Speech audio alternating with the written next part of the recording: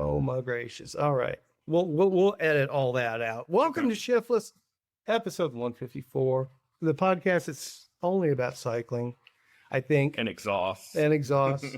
And countertops and everything else. I have been told we don't discuss bicycles enough. It's, my retort was, if you'd really hate us if all we did was talk bikes. It's true. We really don't know what we're talking about. Yeah.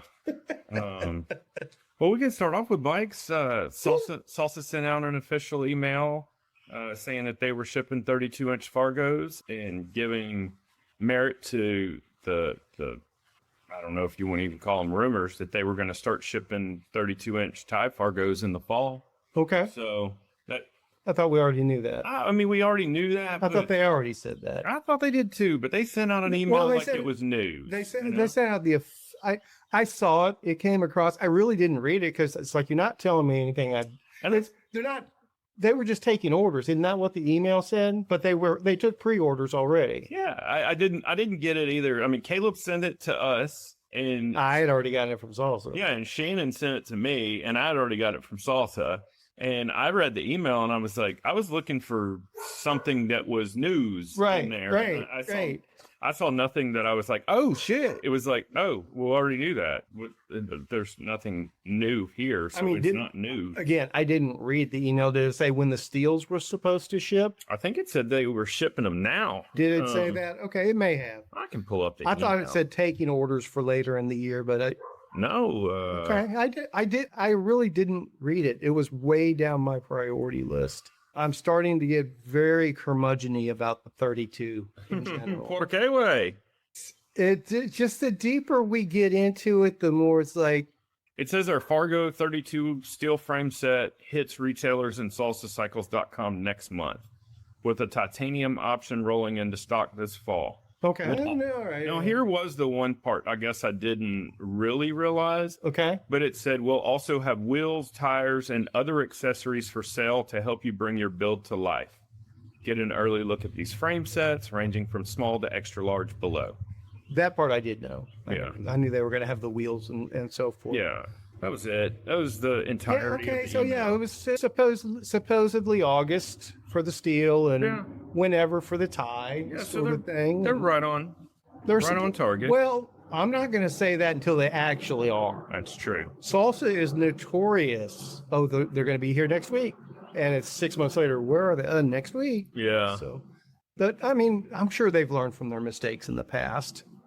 But sarcasm indicated.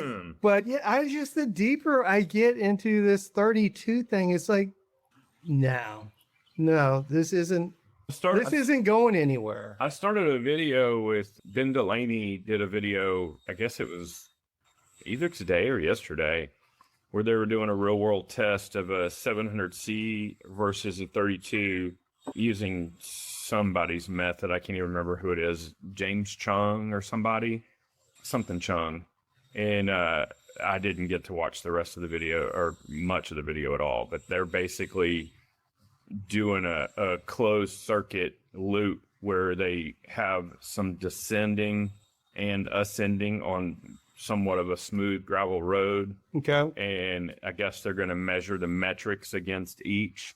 Okay. And also it's going to be perceived effort as well in the mix a little bit. Understood. But I imagine they're going to try to line up the watts and the speeds and everything. So that's an intention, or they did that for this video? That's what they did. Okay. Yeah. Well, you were putting it in future tense, so.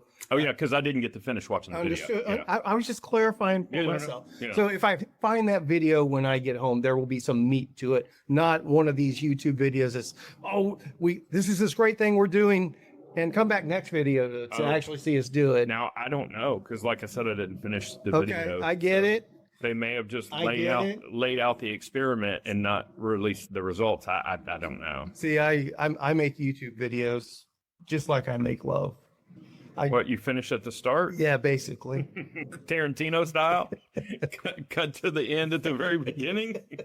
Hey, as long as I get my point across. I always finish first. I got to finish first somewhere. But I mean, we're getting that's kind of my point. Okay, let's say we break down all of this 32 versus 700 or 29er or whatever else to the 99% of the riders out there. What difference does that?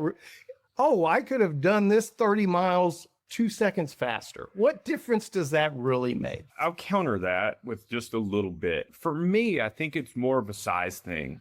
Oh, I've heard that too. I'm saying like being 6'3". I remember the first time. That part. Yeah. I'm totally on board with that. Because I remember the first time I got on a 29-inch mountain bike, a Karate Monkey at Tyler State Park. It was Solo's mountain bike. And it was the first time that I didn't feel like I was sitting on top of a bike. I've always felt like when I was riding 26-inch bikes, I felt like the bike was underneath me, if that makes sense. It makes total sense. And when I sat on a 29er, it felt like I was in the cockpit. And I anticipate that a 32-inch is going to maybe even extend that feeling and be more comfortable from that aspect as far as fit goes.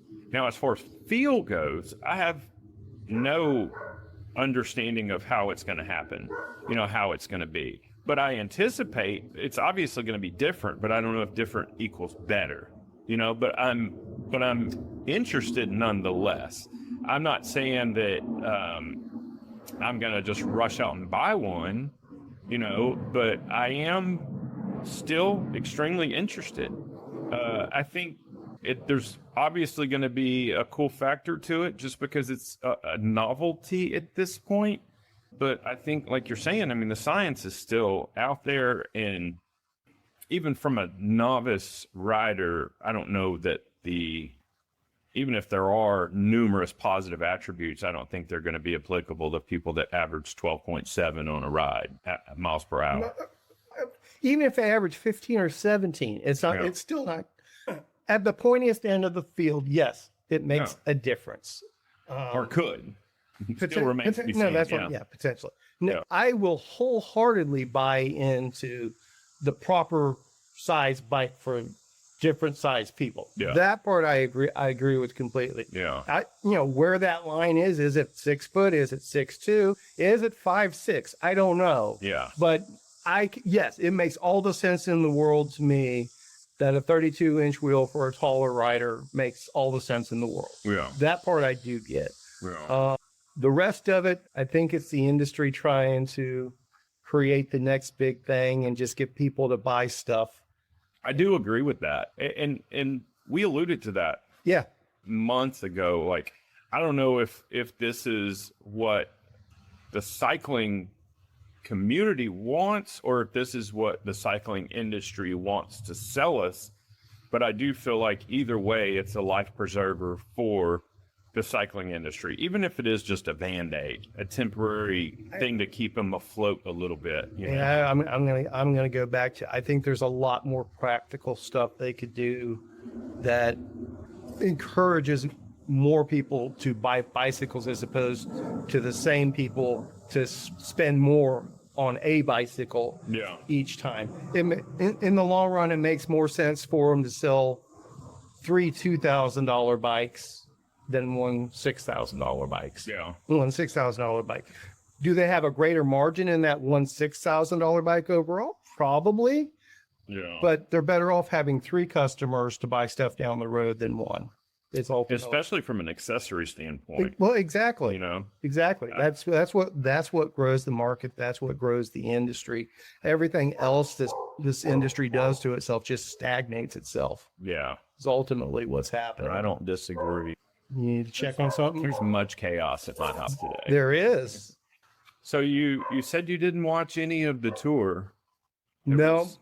I don't even know where to start. Let's start at the end. Okay. So who won? Pogacar. Wow, what a shock. And that's why I didn't watch it. But the final stage was worth watching. Like normally the final stage of the tour is for the GC contenders, at least those that are in the top 5-ish, are fairly ceremonial. Okay. They changed the course this year. Normally they actually let's go into something that might have some meat to it. Since you did watch the tour and work, So no. You always bitch at me because I don't like I you to know. finish. I know. Okay. I So know. what's good for the goose is not good for the gander. Not Carry this on, time. man. I won't interrupt you. No, it's because this is where our content might be a little bit different from everyone else's out there. Okay. People that are interested in the tour, they've already gone through this shit 100 times with people that do know what they're talking about. I'm not saying you don't know what you're talking about. I don't know what I'm talking about. But my ignorance may give a different. It could. different vantage point. There's nothing wrong with comedy. Yeah. There's nothing wrong with comedy. Okay. But let's go back to last week. Mhm. So what came of the 2 a.m. wake up call? Nothing that I've heard of. Nothing. Okay. So no more comments on it. No more follow up. No, it wasn't part of the storyline at all for the tour last week. Not from a official standpoint. It was Not from the athletes or anything. not from what I heard. That's fascinating. So they did. Let me see. Because I saw a few things about it, but it didn't. I expected to see just They did. shit tons about That it. was the day before the second mountain stage before the rest day.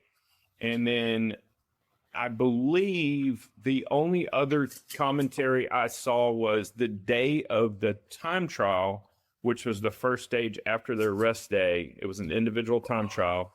One of the main commentators that does the introductory part for before the stage actually starts said that there was numerous teams that were awakened in the middle of the night Okay. for testing. Okay. And it wasn't just their It was- leader. wasn't just the leaders. It was the whole team that was awakened and tested. Okay.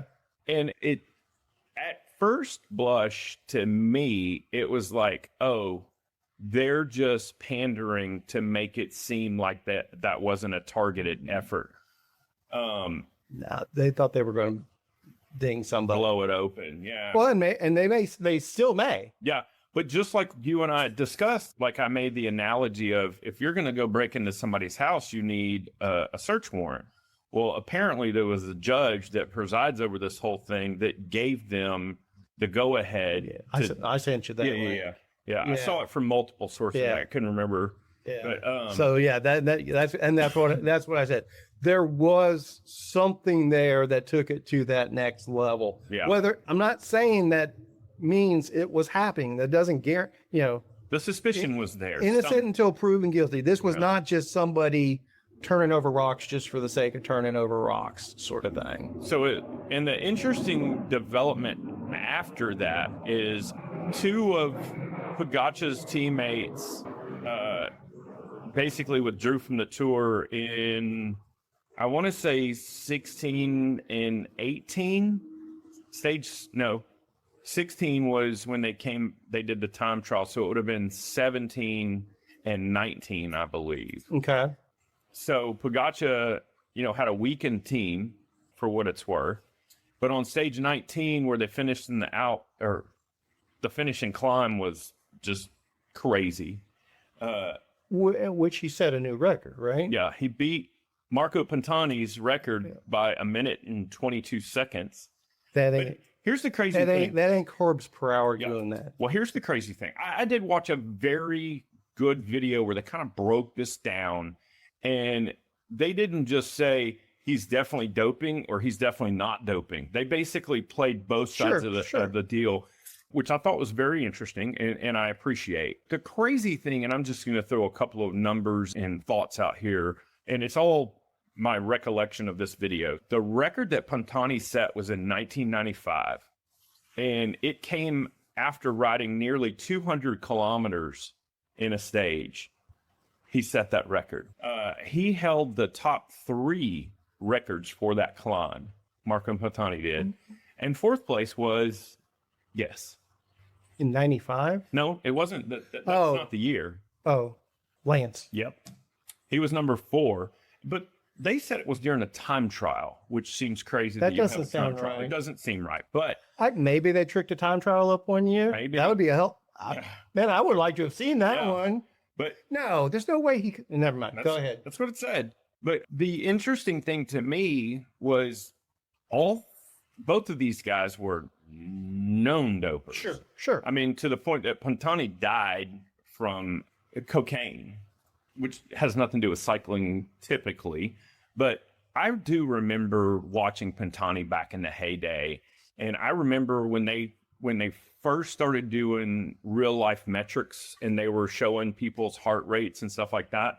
I remember watching him after a mountain finish being interviewed. Before they started doing the canopy where they sit down and do an interview, they would just interview him trackside or whatever. And his heart rate was 28 beats per minute while he was talking to someone after finishing his stage. But I don't know if you remember seeing Pantani. He was this tiny little diminutive figure, but you could physically almost see his lungs through his back. His VO2 max was insane. And I don't know what his VO2 max back then would have, compared to what these guys are getting today.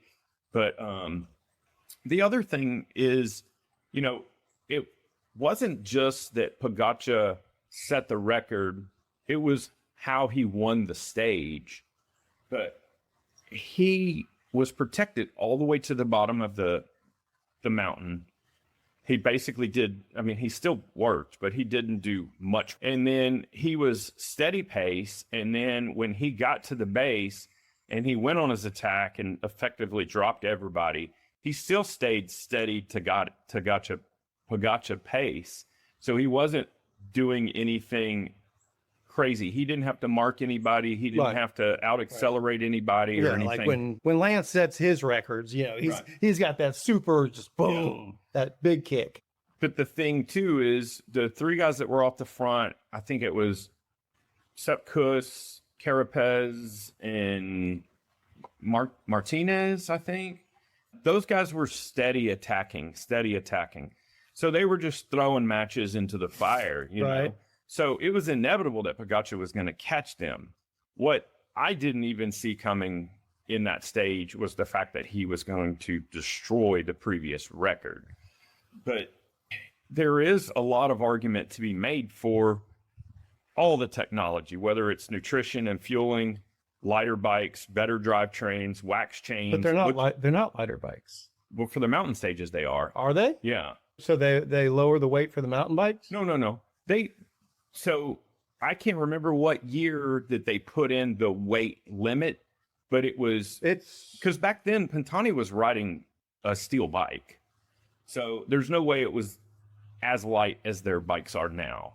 And then rotational weight, carbon rims. Okay, maybe the Pantani record, but probably from 2005 on, they were having to add weight to bikes to have them make weight. That's fair. Fair? That is fair. So that's 20 years of not lighter bikes. The other thing about this too is that, and I hate to give credit to computers, but AI virtually predicted that climb was set to be, the record was set to be broken, because they predicted that with current cycling numbers where someone can sustain somewhere around 400 watts, which is easily doable for a guy of Pogačar's caliber, that record would fall.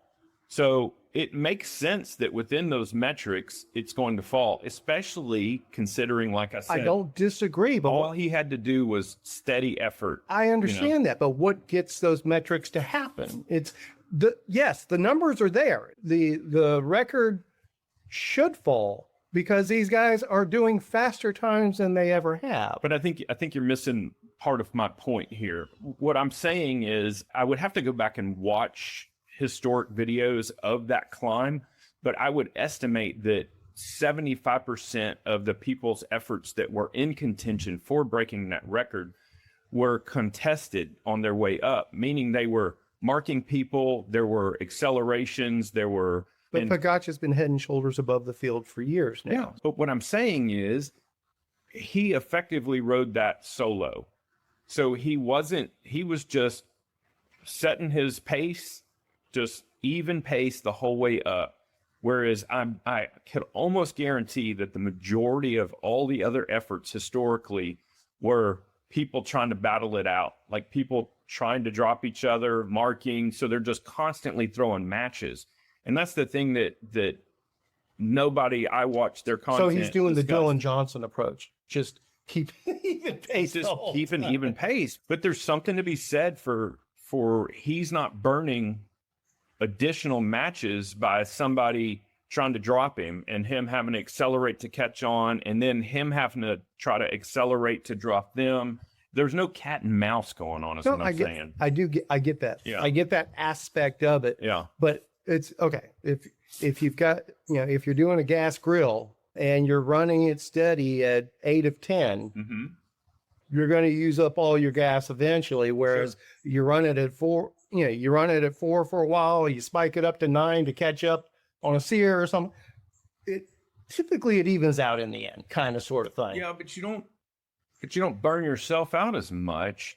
But the other thing so you bring up a very valid point. Fueling and your gas. I'm not saying there is no benefit to carbs. I'm not saying that. But they are fueling better. They're recovering better. I agree with all of them. Yeah. So I don't. But again, the recovering better aspect of it, that's where I say that's the nuts and the bolts of it.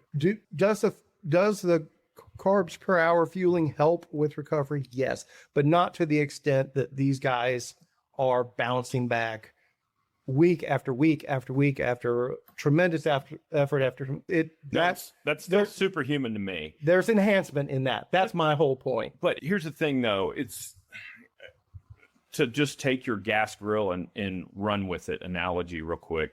We are talking about bikes, even though we're talking about cooking at the same time. But if you're cooking 800 burgers every day and you've got two 20-gallon propane tanks, one's going to run out and you're going to have to replace it with the other one. Whereas if you had a 20-gallon tank and you had another one feeding into it, when you get finished cooking your 800 burgers, you're still going to have propane. So you're not going to have to refill as much propane. And that's kind of my understanding of the thought process of, if you're not absolutely emptying the tank, calorically speaking, then you don't have as much recovery to be done at the end of it. Agreed. I don't know what percentage that is or whatever.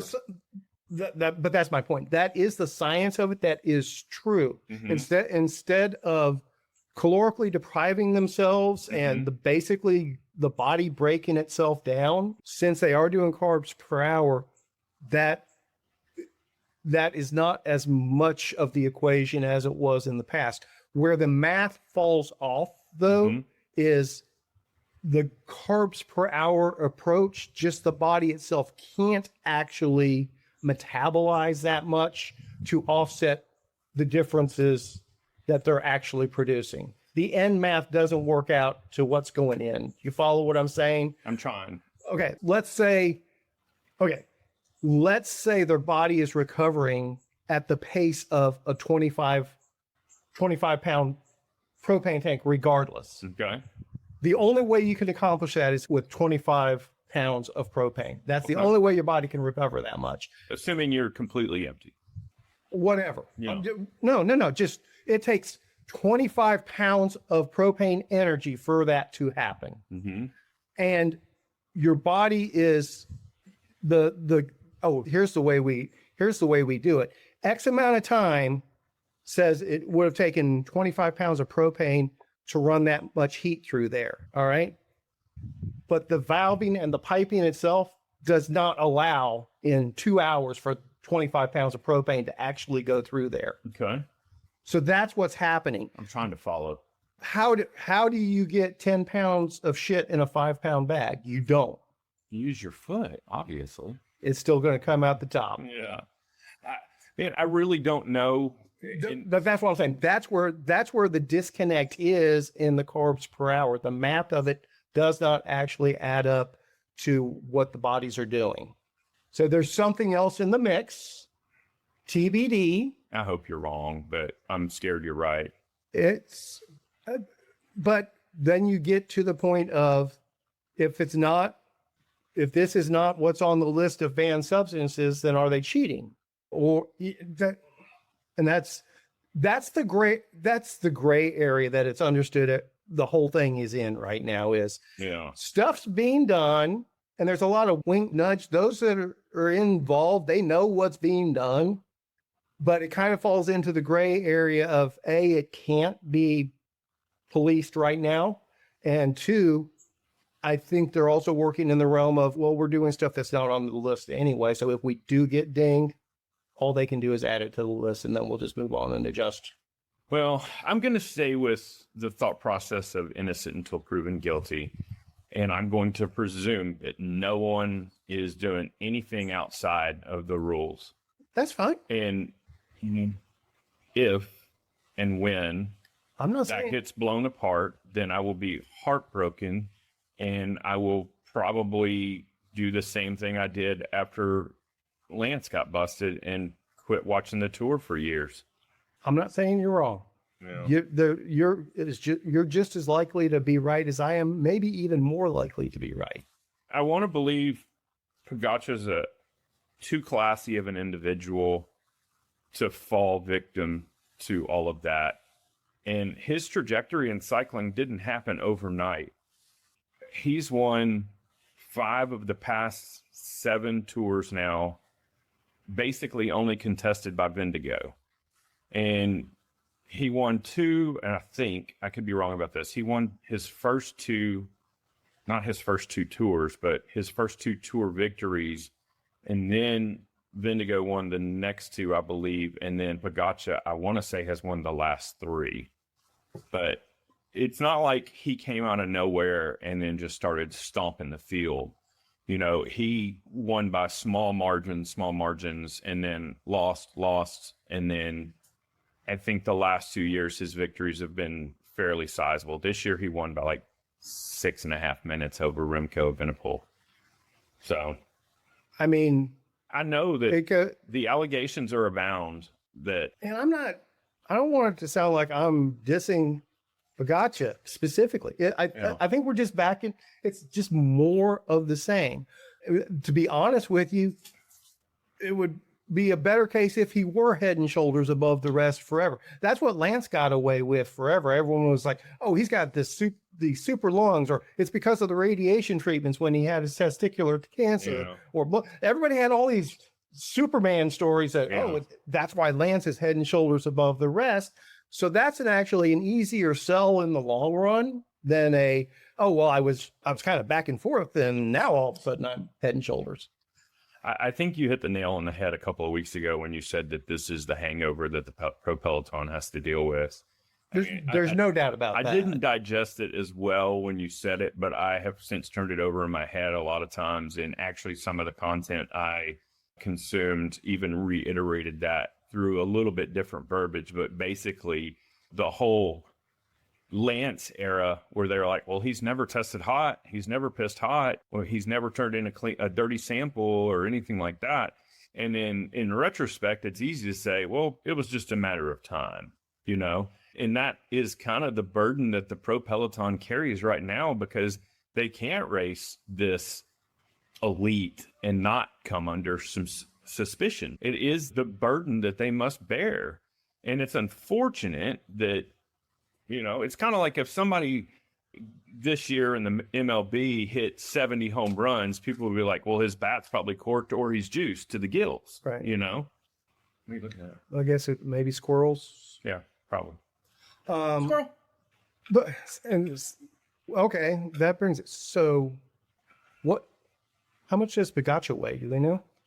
Man, he's a little bitty guy. Is he? Yeah, that's why he's a mountain guy. That's why he does really well in the mountain stages. So, Evenepoel won stage 16, I think, right before their rest day.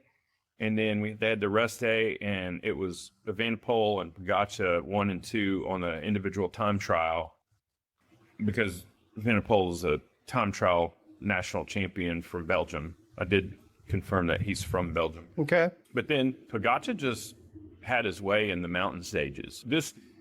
That's the other argument you could make, is if Pogacar would have designed the Tour de France course, I don't think he would have changed much. Okay. You know, it was basically not intentionally. I would think it wasn't intentional, but it was set up to showcase all of his strengths. It played right into his hand. So it was really no surprise that he dominated because of the course that was laid out. But let's see what his stats are. Fair to say there hasn't been any mention of motor doping this year. I have not heard a single. I'll be honest with you. That's really my only line that would. Don't get me wrong. I'm not encouraging them to cheat. My expectation is like I've said before. I expected every high level athlete, regardless of discipline, is nudging the lines one way or another, or completely over them. From the cycling aspect, though, if motor doping did end up being a real thing on a pervasive, at the top of the field at least, but definitely on a pervasive manner, it's like, yeah, that's it. I'm just absolutely done with them. I have no interest whatsoever. I feel sort like of thing. And maybe I'm totally wrong on this, but I feel like if someone in the pro peloton got popped for back in the day, it was clenbuterol or whatever, albuterol or one of those, like that's not the pro peloton's not going to shun them. They're going to be like, hey, probably tease them because they got popped, right?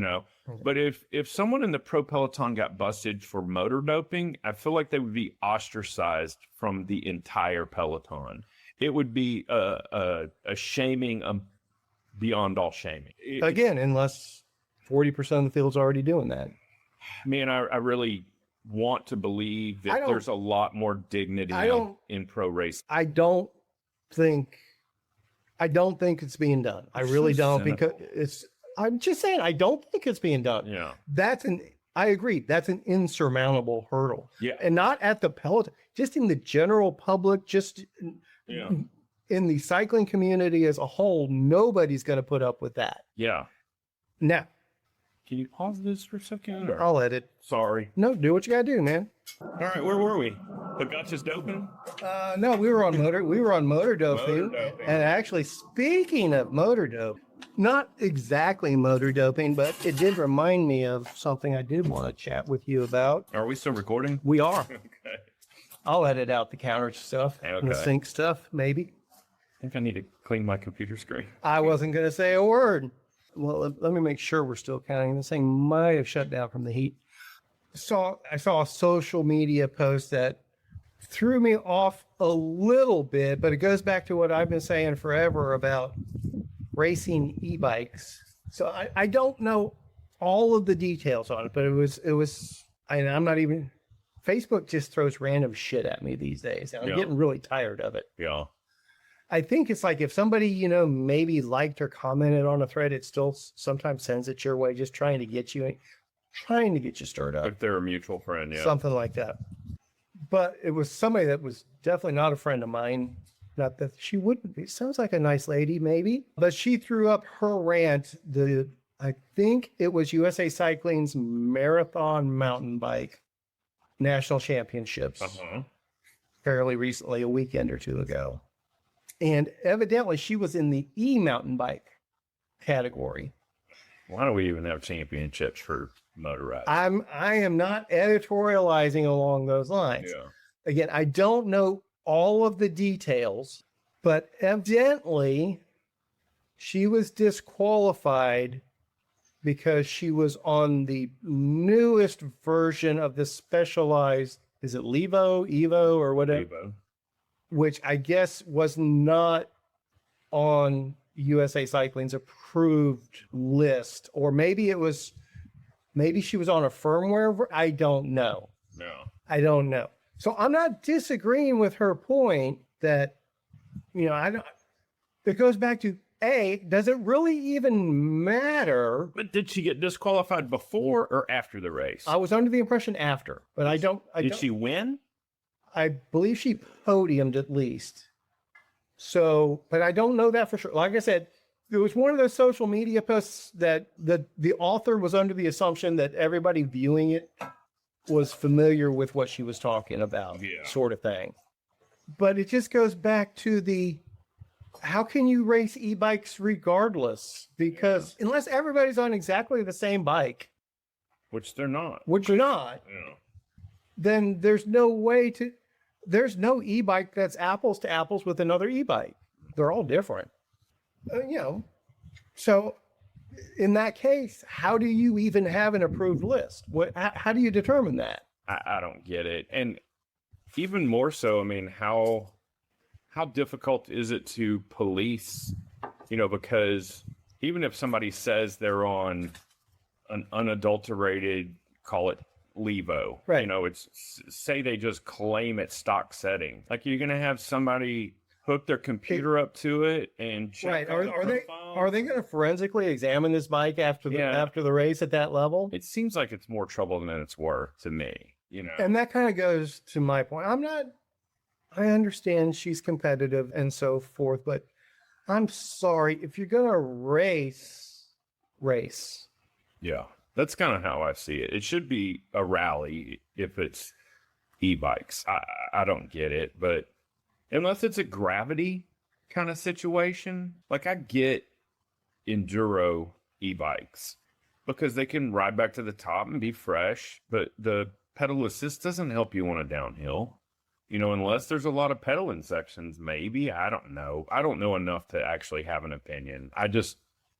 It has never stopped me before, but I don't know. I think that it's more trouble than it's worth. The juice isn't worth the squeeze when it comes to trying to have competitors for e-bikes, unless you did a series. Say it was a year-long series, and part of your entry fee was you get this bike, and everybody's on the same bike, kind of like a NASCAR kind of situation, Well, but people are still more like an IROC situation. Yeah, yes, yeah. But see, I agree. People are still going to fuck with it. People are still going to tamper. Everybody's looking for an edge. Everyone's looking for an edge. I don't disagree, but again, going back to the little 500 and everybody on the same Schwinn single speed for that, I've always been a fan of racers should just all be and at the NASCAR level. Yeah. But that doesn't work because you need the companies with money. You need the producers of the hardware to be involved with the sport. Yeah. And they got to be racing each other so they can sell,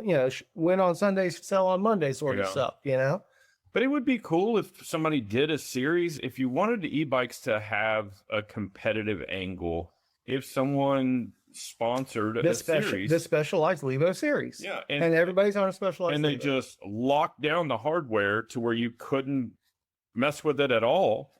Everything stayed above board, and then they limited your component upgrades. Like, say, well, you no component upgrades, just as is. You can change the seat and the grips. Seat, grips, and pedals. Yeah. Whatever your body contacts. I think that's kind of the only thing that makes sense. I would love to see that. Yeah. I would love to see that. And that would and even better, it's like when you go to Malibu Grand Prix or Andretti Racing, it's just luck of the draw which sled you get. Yeah. Sort of thing. Even better. Yeah. I mean, have you been to this Andretti Racing? Oh, wait a minute. We're not talking about bikes, so we can't go there. I know better than to go there. No, but I've been to something one kart racing. It was over in Arlington. I'll think of it in a minute. But gotcha. It's fun. Oh, it's fun as hell. We've got an Andretti down at Alliance now. Yeah. Yeah, and it's 2-story, right? Like, there's an overpass, whatever. I did the one in the Colony. Yeah, my kids have been there a couple of times. And man, that was a blast. Yeah. But I also knew it's like, I don't need one of these ever close to my house, and now there's one close to my house, so I'm not stepping foot in there. Yeah, it's an expensive hobby. It's actually not terrible if you have a flexible schedule sort of thing, and you get the credit pass or whatever, or a few years ago. So, how about this breeze? I'm glad it finally kicked in. Yeah. It was getting stuffy there for a minute. I scheduled it for one, but they were backlogged. They were backlogged a little bit. Well, I'll take it. A little bit of something is better than a whole lot of nothing. Man, I just, back to the motor doping thing, I hope that is not something that would go lightly in the pro peloton. I feel like if there was suspicion of that in the pro peloton, I feel like they would be ousted by their teammates, unless, like you said, 40% of the field's doing it. But even if it's only 40% of the field, you feel like the other 60% would be like, these fuckers are cheating, and ousted that way. it would be catastrophic to the industry. Yeah. Because whatever bike the motor doper was on, that bike company shit at that point. Yeah, that's Whatever true. wheels there, whatever components, anything they're rolling, Yeah. that company goes down the drain at Yeah. that point. Yeah. That's a fair point. And I think that's the biggest thing that keeps motor doping from the overall domino effect of that would just be so massive and so overwhelming. It would destroy the industry. Well, you listened to the Ghost in the Machine series, right? No. And the podcast where they explored the possibility of motor doping in the pro peloton. I would say it was worth a listen, but I didn't really get much out of it. That's the only reason I brought it up, because it all it did. Maybe I listened to an episode of it, maybe. Yeah. All it really did was it drew a lot of attention to, there was a young female in a cross race. Yeah, the cyclocross race. Yeah. That's see, they keep bringing up the same examples Right. over and over And and over. That's where I was going with that. It's like, that's the example they kept going back to. And they were, you know, and she even had somewhat of an excuse. The guy that trained her had an identical bike. They happened to be the same fit. His had a motor in it, so he could keep up with her on training rides. She had a mechanical, grabbed the wrong backup bike. It's a feasible excuse. But it's not. It's not believable. It's not, because that motor setup was not. It's not an off-the-shelf available to anyone solution. And it had to be powered on. That's the other thing, I think. But Yeah. it's yeah. not a pedal assist. She would have had to push a button to engage. And they do have the video of her. And Oh. yeah. And maybe I've seen more since Yeah. then. There's multiple videos of her winning races, and you can see when she hits the button. But the thing I got out of that podcast was, yes, it's possible for people to motor dope, but the evidence wasn't there that it's pervasive or even present in the Right. pro peloton or even steps below. They more got into the advancements for screening bikes and how tedious it is to screen bikes. If you think about like Tour de France, pro peloton, each rider, I don't even know how many bikes each rider has, because they have multiple discipline bikes. They have flat stage bikes, they have time trial bikes, they have mountain bikes, they have, mountain stage bikes, they have different gear ratios, and then they have a backup for like every bike they have. So probably on a team of 9 riders, you probably have, I don't know, 40 bikes, 45 bikes, and then you've got 18 teams or 20 teams, Right. So you're talking about, I can't even do the math, 1,000 bikes. So who's going to get tasked with that? And then who's to say that they don't have another bike that after you've tested all of them, they just swap one of them out? Like it's too much to keep track of. Obviously, it's easier to dope than it is to motor dope, especially on the pro level, especially when you have the resources that some of these teams have. If you were inclined to do it on a professional level with the amount of money and resources they have, I could see where it would be very feasible. I mean, the reality of it is, Careful. the reality of it is, there's more gain to be made by doping the big motor rather than a tiny little motor that hides away, Yeah. sort of thing. So Yeah. maybe you can grab 10 or 20 watts for 2 minutes But over a stage. Yeah. Versus 20 watts overall over a whole stage Yeah. doping and Yeah. recovering better. Yeah. But the thing to me, though, is like you said, though, if you had a team or a rider that was motor doping, it would tarnish the brand. If it was just as Keep was specialized. Right. If it was a Right. specialized bike and there was a pro racer, elite level racer, and they got discovered for motor doping, it would tarnish specialized name. But if you had a team, like say it's Ineos Grenadier or whatever, and their team got busted, then that tarnishes multiple brands. Right. Like say I can't remember who their sponsor was this year. Maybe it was Pinarello. I mean, It's much more of a cascading effect. does anybody even hold it, any of the steroid era baseball players accountable to begin with? But Does anybody hold the Rangers or the A's or the Cardinals or the Cubs accountable for all that?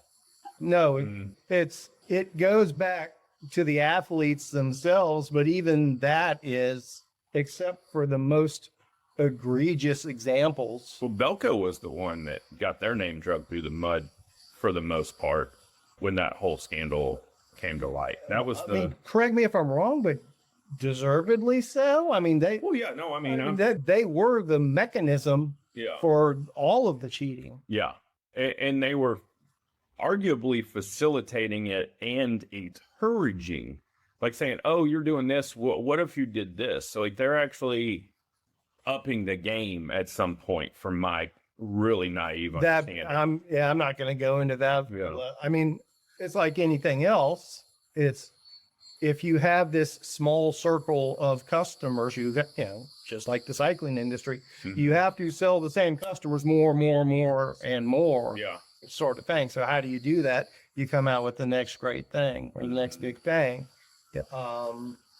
And it's like, well, if everybody's got the same specialized crux, how can you'll get the preview of the next crux that nobody else has yet or whatever. You know, I don't know. You think I could put a motor in my Fargo? Oh, sure. I could motor dope my Fargo? At some point you're going to need to, unless you get your ass back on the bike. I do need to get my ass back on the bike. I've got a project for it. Well, maybe I do. I don't know. You're a busy man these days. You're not leading the life of leisure that you used to with your flexible schedule.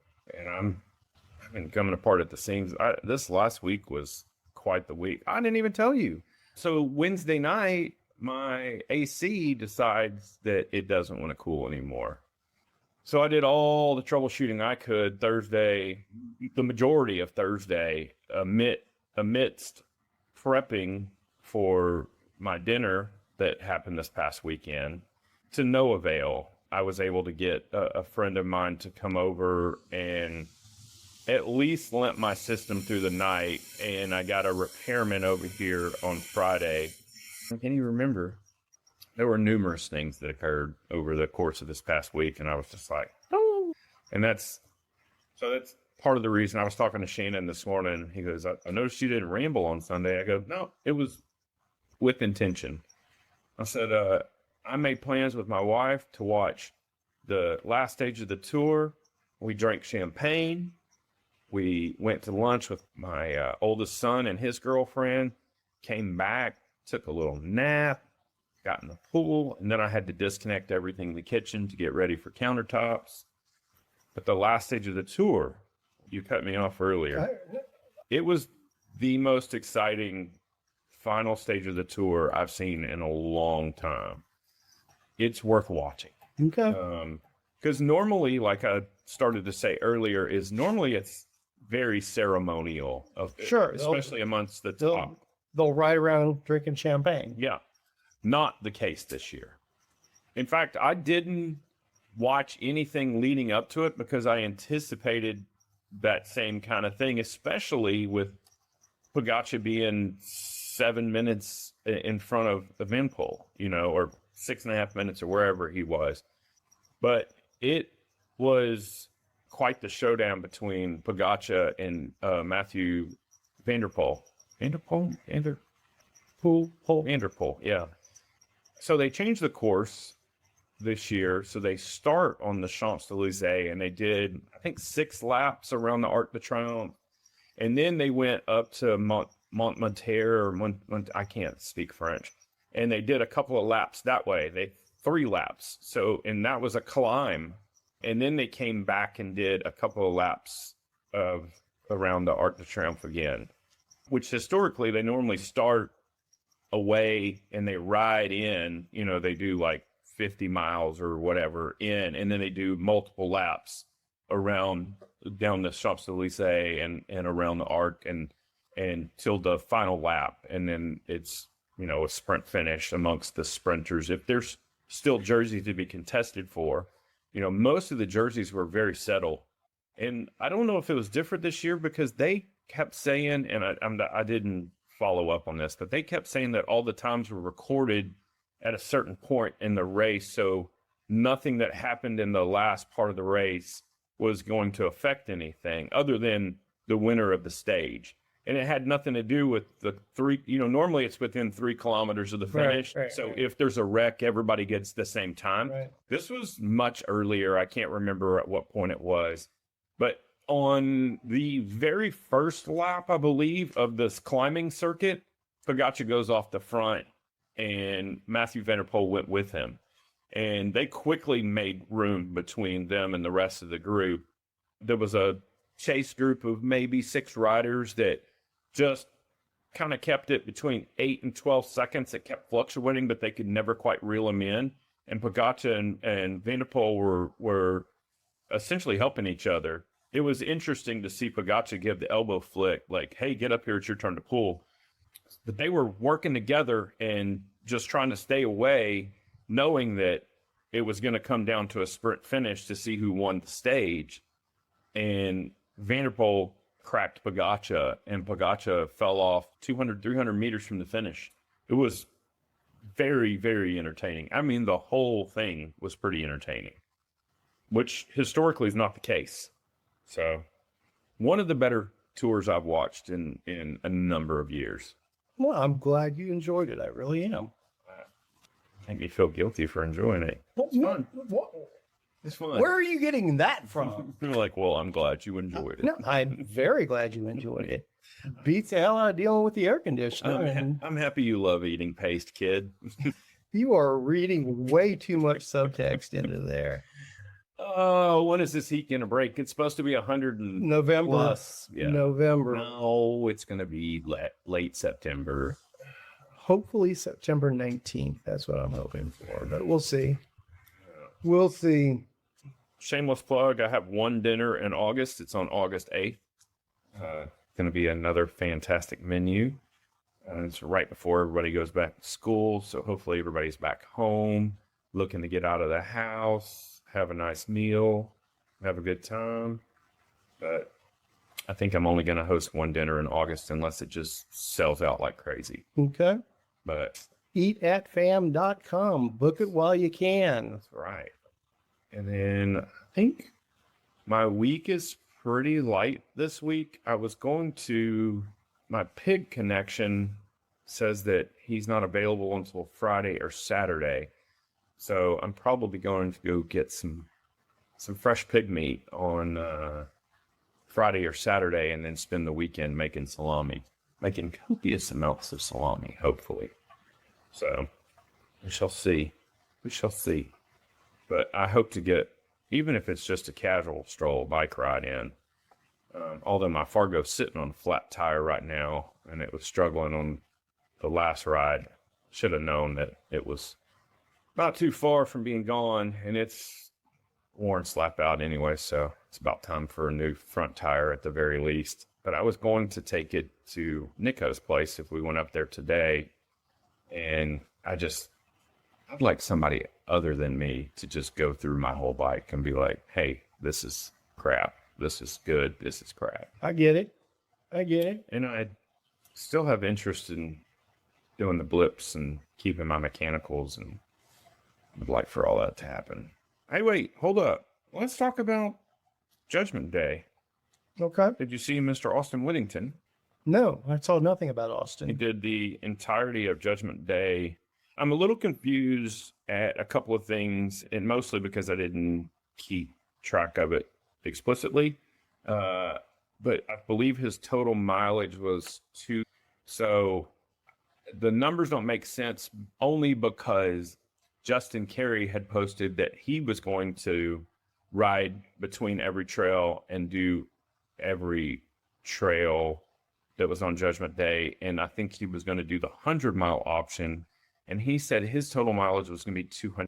But I know Austin didn't leave any trails out. And I imagine he did the 100-mile option. But he ended up with 270. But even if you added 30 more miles on, if we assume he did the 70, if you added 100 or 30 more miles on, that would still only bring him to 247, which is short of Justin Carey's proposed 270. So different routes to get from trail to trail. It's fair, but yeah, that's fair. Austin may have figured out how to put in the levees to connect the dots or something like that, and Justin didn't know how to do that. That's fair.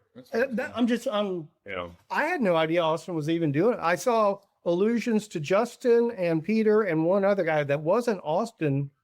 Yeah. The only ones they were talking about on the page. Austin doesn't beat his chest. I understand that. I'm saying he wasn't mentioned in the discussion. That's all I'm saying. Oh, yeah.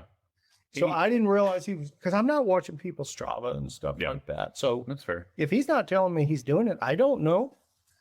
I think on the last time we had him on the podcast or the time before, he was playing coy. Yeah, he was he said that if it was going to be hotter than hell, he's probably not going to do it. No, he said if the trails that they put in allowed for him to connect the dots, he was going to do it, or probably going to do it. He didn't give a definite. You're right. He was being coy, but assume that the trails. Well, it's a good thing we didn't invite him over today. He would have been frustrated with all this shit. Oh, yeah. It is about time we have him back on, though. It is. It is. I believe his total ride time was like 16 hours and 51 minutes. I say we see if we can get him over at Nico's tomorrow. Okay. And I'll bring my Fargo. See there you go. Nico can breathe some life into it. There you go. Hang out in some air conditioning. Yeah, make it faster. See if you can make my bike faster. So did you get the Odyssey in last week? No. No. The ironic thing is when I went to help Gage with his exhaust, we were right by Midway in 635, right by the IMAX. And I told Paula jokingly, I was like, we could have went and see the Odyssey. I just thought it was funny. Just trying to bring some levity into the situation while we were both frustrated that we drove all the way over there in the middle of the night. But I think that's all I got, buddy. I think I'm tapped out. I know I am. Thinking about all the crap I still have to do. I will get out of your hair. But if you're flexible tomorrow, see if Austin can meet us over there. I didn't realize he had Judgment Day stories, so I would love to hear him. Yeah, same. Yeah, I'll reach out to him. Sounds good. Are you going to be riding your bike at all this week? Maybe, hopefully. Watch out for signs. Fuck you.